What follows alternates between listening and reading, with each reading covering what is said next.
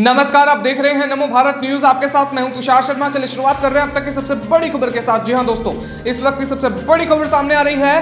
कांग्रेस सांसद ने कृषि कानून के खिलाफ प्रदर्शन कर रहे किसानों के समर्थन में फिर से ट्वीट किया है।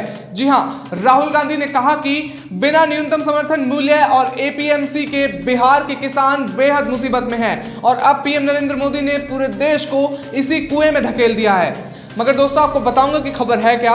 आपसे पहले मेरा एक सवाल है कि आप इस स्टेटमेंट से सहमत हैं या नहीं। आप हमें नीचे दिए गए कमेंट बॉक्स में अपने विचार जरूर लिखकर बता दें और आपसे मेरी गुजारिश है कि आप इस वीडियो में अंततः जरूर बने रहिए, क्योंकि इस वीडियो में आपको तमाम पॉइंट्स हम बताने वाले हैं कि किस तरह से एमएसपी तय करी जाती है। सबसे पहले हम आपको बताएंगे कि एमएसपी होता क्या है। जिस तरह से राहुल गांधी ट्वीट कर रहे हैं कि बिहार के किसान मुसीबत में हैं, तो उसी के मद्देनजर रखते हुए हम आपको एमएसपी बताने वाले हैं। साथ ही एक और उसमें पॉइंट ऐड किया था राहुल गांधी ने, एपीएमसी, उसी के बारे में भी हम आपको बताएंगे कि एपीएमसी क्या होता है, किस तरह से एमएसपी जो होता है वो किसानों के लिए फायदेमंद होता है। ये तमाम बातें हम इसमें आपको बताने वाले हैं, तो कहीं मत जाइएगा। आप वीडियो को अंत तक जरूर देखिएगा और आपसे मेरी गुजारिश ये भी है कि आप इस वीडियो को जल्दी से लाइक और शेयर कर दें ताकि ये सूचना ज्यादा से ज्यादा लोगों तक पहुंचे। तो बिना समय को गवाए हम शुरू कर रहे हैं एमएसपी के साथ। जी हां दोस्तों, सबसे पहले मैं आपको बता दूं कि एमएसपी होता क्या है। एमएसपी यानी मिनिमम सपोर्ट प्राइस या फिर न्यूनतम समर्थन मूल्य होता है। एमएसपी सरकार की तरफ से किसानों की अनाज वाली कुछ फसलों के दाम की गारंटी होती है। राशन सिस्टम के तहत जरूरतमंद लोगों को अनाज मुहैया कराने के लिए इस एमएसपी पर सरकार किसानों से उनकी फसलें खरीदती है। आपको बता दूं कि बाजार में उस फसल के रेट भले ही कितने हो, कम हो या ज्यादा हो, सरकार उसे तय एमएसपी पर ही खरीदेगी। इससे यह फायदा होता है कि किसान को अपनी फसल का एक तय कीमत के बारे में पता चल जाता है कि उसकी फसल के दाम कितने चल रहे हैं। हालांकि मंडी में उस फसल के दाम ऊपर हो या नीचे हो, ये किसान की इच्छा पर निर्भर हो सकता है।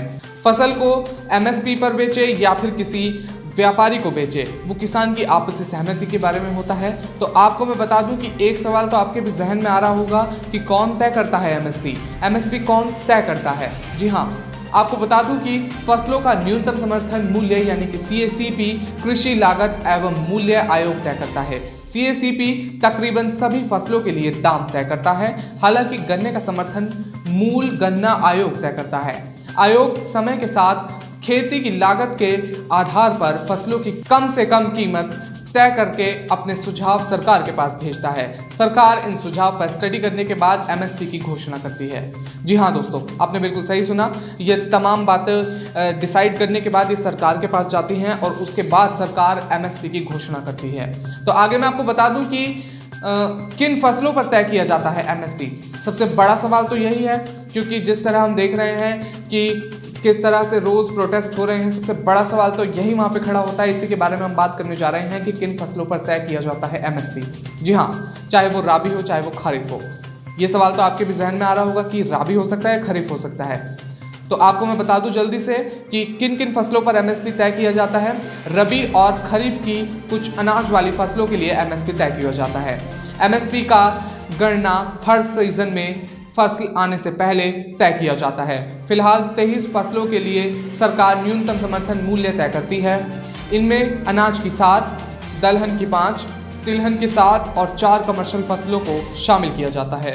धान, गेहूं, मक्का, जौ, बाजरा, चना, तुअर, मूंग, उड़द, मसूर, सरसों, सोयाबीन, सूरजमुखी, गन्ना, कपास, जूट आदि की फसलों के दाम सरकार तय करती है। जी हाँ दोस्तों, जैसा आपने सुना, इन तमाम फसलों के जो दाम होते हैं वो सरकार ही तय करती है। और दूसरे पॉइंट पर हम आ रहे हैं कि एमएसपी से किसानों को या फिर सरकार को क्या फायदा होता है। सबसे बड़ा सवाल तो यही खड़ा होता है यहाँ पर, क्योंकि एमएसपी आप जब से सुन रहे होंगे, जब से प्रोटेस्ट होना शुरू हुआ है एमएसपी एमएसपी, तो सबसे बड़ा सवाल तो यही होता है कि एमएसपी से क्या फायदा होता है किसानों को भी और सरकार को भी। तो आपको मैं बता दूं जल्दी से, एमएसपी तय करने का सबसे बड़ा फायदा यह है कि अगर बाजार में फसल का दाम गिरता है तब भी यह तसल्ली रहती है कि सरकार को वह फसल बेचने पर एक तय कीमत की जरूर मिलेगी।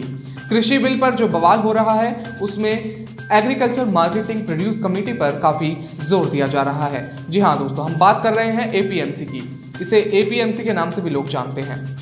तो सबसे बड़ा सवाल तो यही है, क्योंकि आपने शुरू में सुना होगा कि राहुल गांधी ने एमएसपी और एपीएमसी के बारे में बात कही थी। तो ये सवाल तो आपके भी जहन में उठ रहा होगा कि एपीएमसी है क्या। इसी के बारे में हम चर्चा करने वाले हैं। आपको जल्दी से बता दूं कि आपके मन में ये सवाल ज़रूर आ रहा होगा, एपीएमसी है क्या।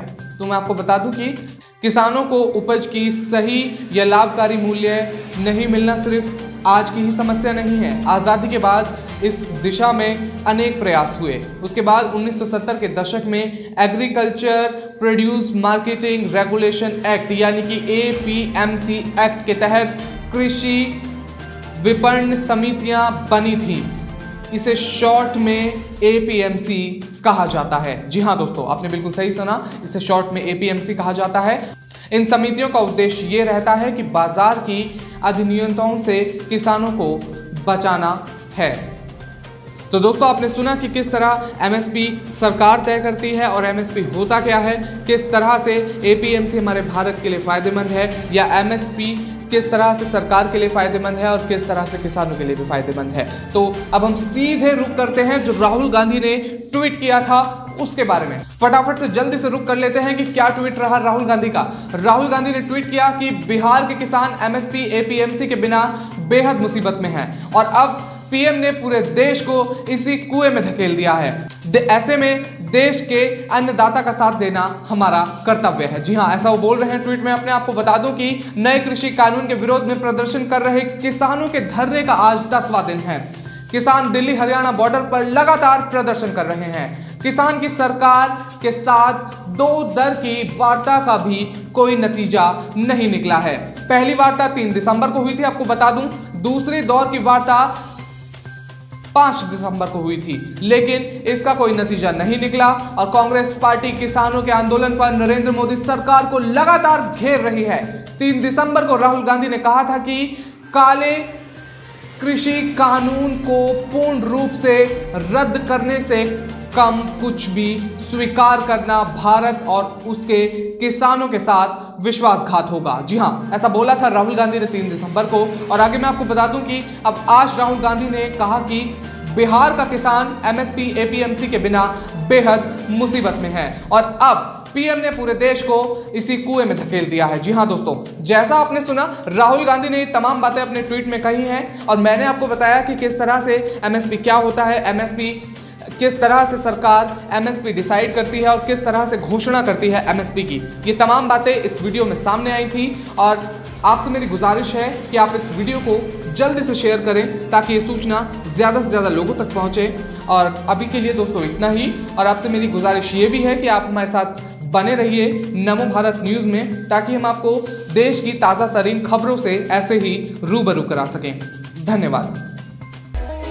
वीडियो को लाइक, सब्सक्राइब और शेयर करना ना भूलें। अपने विचारों को कमेंट बॉक्स में लिखकर हम तक जरूर पहुंचाइए।